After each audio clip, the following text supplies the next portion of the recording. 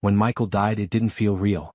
My older brother, the strongest person I knew, had whispered his last words in that sterile hospital room just 3 months ago.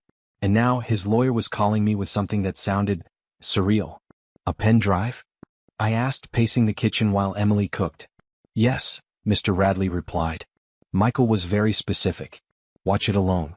Don't tell Emily. That last part lodged in my chest like a splinter. Emily? My wife of 5 years? The woman who cried at Michael's funeral beside me? Why would my brother ask that? The envelope arrived that afternoon. It was small, padded, no return address. Emily handed it to me with a raised eyebrow. Secret admirer? She joked. Just work stuff, I lied.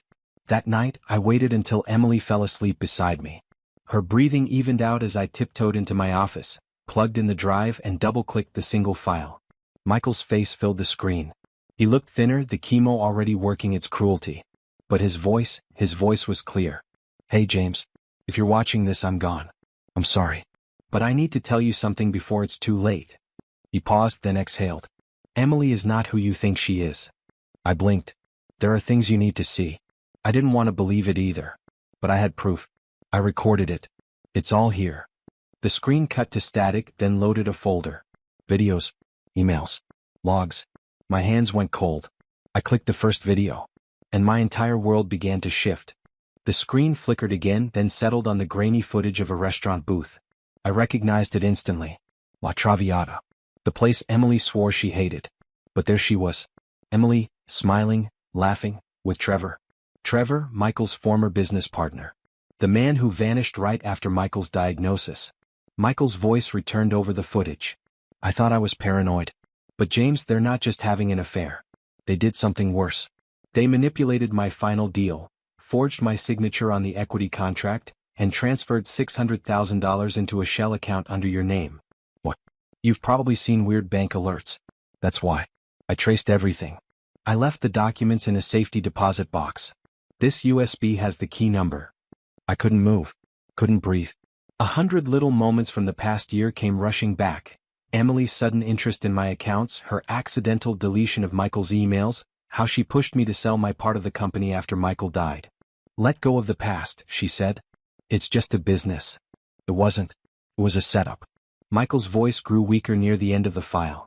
I tried to stop them, but I ran out of time. So I'm leaving it to you, James. Don't confront her yet. Wait.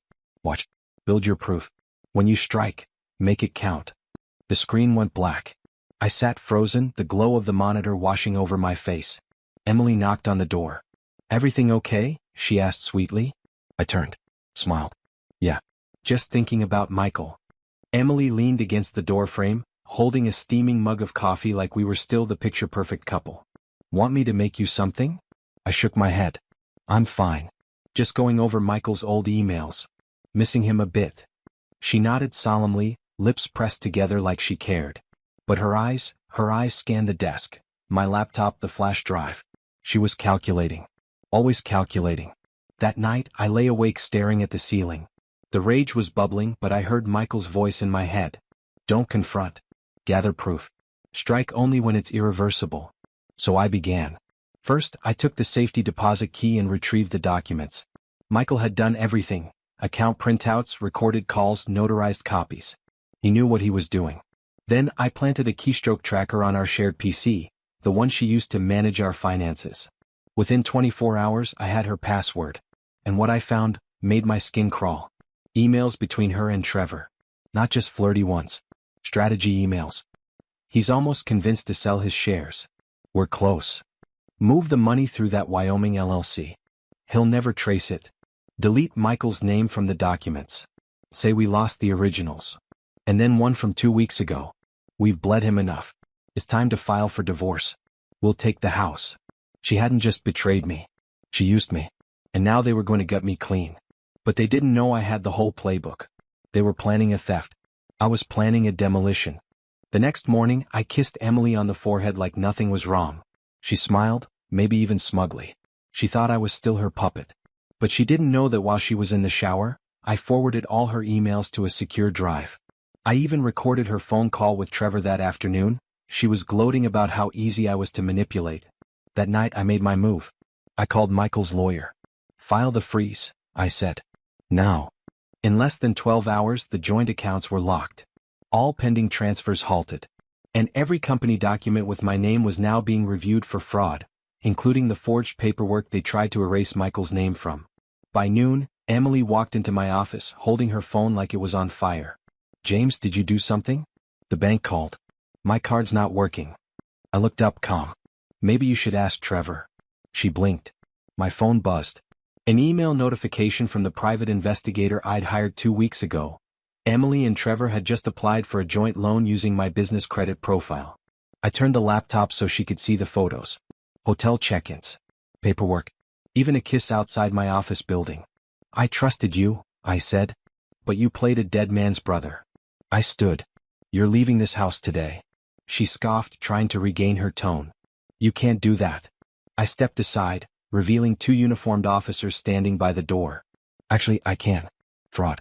Identity theft. Wire transfer abuse. Want me to keep going?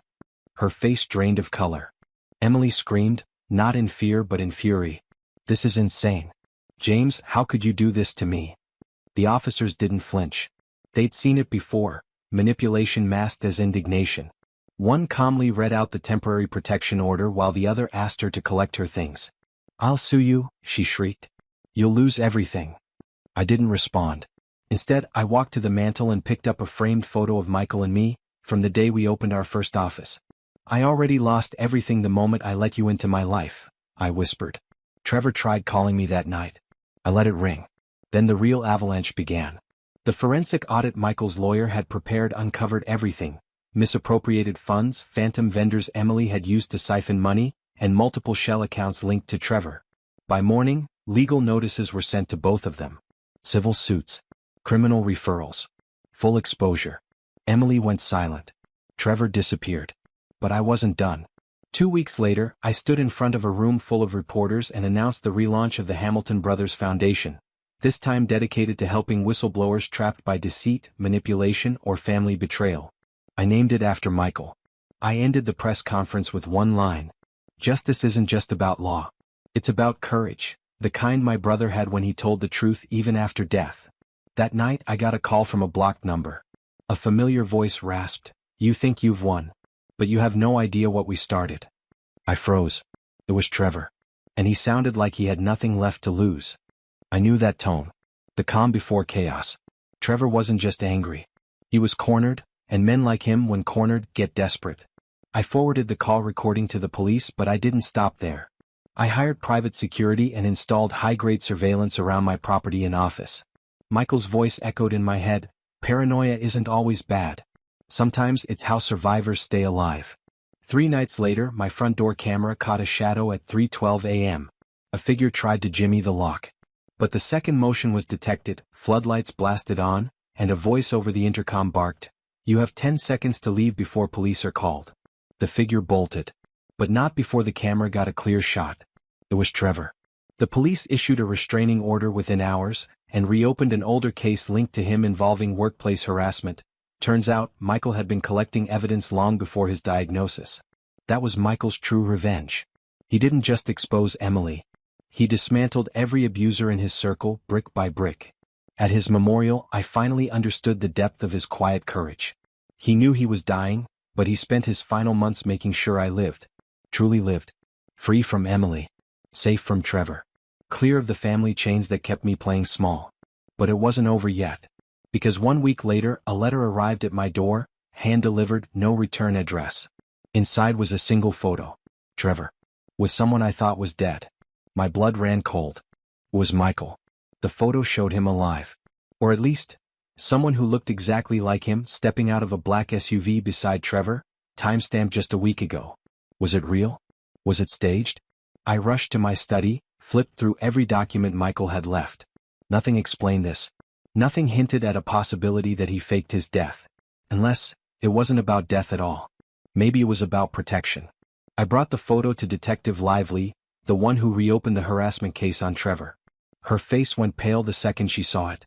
"This wasn't part of the file," she whispered. "James." Michael was cooperating with the Federal Financial Crimes Task Force. He was in deep. "What are you saying?" I asked. She leaned in, lowered her voice. I'm saying your brother didn't just leave you that video for closure. He left it to buy time. Time to disappear. And if Trevor found him, it means the entire case is compromised. The room spun. My brother wasn't just a victim of cancer. He had become a ghost in his own life. For my safety, for justice, for reasons I didn't yet understand. But now that Trevor had resurfaced, all bets were off. And when I got home that night, another letter waited at my doorstep. This one was handwritten. Inside just 8 words. Meet me where the tree split midnight. No name. No signature. But I knew. It was Michael. And he was calling me back into the fire. I arrived at the old oak, the one that split in two during the storm of '96. It was nearly midnight. A cold wind blew through the empty clearing and then, footsteps. Michael stepped out of the shadows. Not a ghost. Not a memory. Him. Older. Thinner. Alive. Before you say anything, he said, I need to show you something. He handed me a flash drive. It's everything, Trevor's off-the-books accounts, his ties to the judge, the bribes, the sealed deals. I needed someone I trusted to make it public, in case I didn't make it back. I was shaking. Why me? Because you still believe in truth, James. And because you were always the only one who didn't ask me to be something I wasn't. We talked for hours like brothers again. Michael had faked his death with help from the feds to go undercover, but once Trevor caught wind of it, everything collapsed. Michael vanished before they could silence him. I'm going back into hiding, he said as the horizon began to glow with morning. But now the choice is yours. I took the flash drive. And I used it. In the weeks that followed, the fallout was nuclear. Trevor was arrested. The judge stepped down. My family finally understood who Michael really was. Not a cautionary tale, but the bravest man I ever knew. And on Christmas morning, an envelope arrived at my door. Inside, a single photograph. Me and Michael. Age 12. Smiling in the sunlight. No note. But I didn't need one. Some things speak louder than words.